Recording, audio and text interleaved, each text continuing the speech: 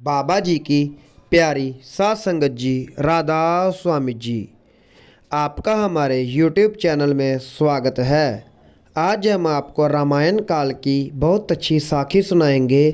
रामायण में आता है कि बाली ने तपस्या करके वर लिया था कि जो भी लड़ने के लिए आए उसके सामने आए, उसका आधा बल बाली में आ जाए। इसी कारण जब भी सुग्रीव उससे लड़ाई करने जाता पराजित होकर लौटता। इस तरह बाली की शक्ति हमेशा बढ़ जाती थी, जबकि उसके दुश्मन की ताकत क्षीण हो जाती थी। रामचंद्र जी ने महाराज को इस भेद का पता था।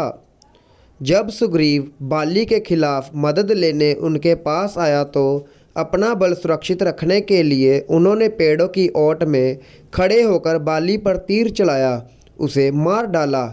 मरते समय बाली ने रामचंद्र जी महाराज से कहा, मैं बेकसूर था, मैंने आपका कुछ नहीं बिगाड़ा था, अब इसका हिसाब आपको अगले जन्म में देना पड़ेगा। अगले जन्म में रामचंद्र जी महाराज कृष्ण महाराज के रूप में बने और बाली भील के रूप में बना।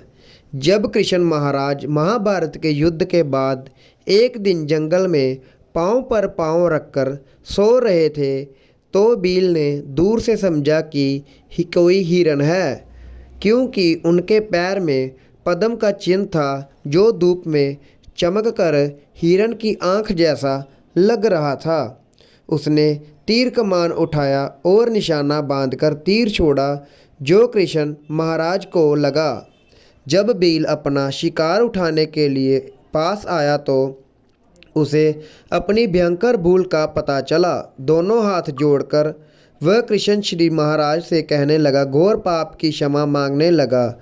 उस समय कृष्ण महाराज ने उसे पिछले जन्म की घटना सुनाई और उसे समझाया कि उसका कोई दोष नहीं था, यह तो होना ही था, क्योंकि अपने कर्मों को कोई नहीं पीछा छुड़ा सकता, ना कि अवतारी कर्मों का कानून अटल रहता है, इससे कोई नहीं बच सकता। राधा स्वामी जी, अगर आपको हमारी यह साखी रामायण काल की अच्छी लगी है तो हमारे YouTube चैनल को सब्सक्राइब कीजिए और लाइक शेयर कीजिए और नीचे कमेंट करके बताइए आपको हमारी यह साखी कैसी लगी है। राधा स्वामी जी।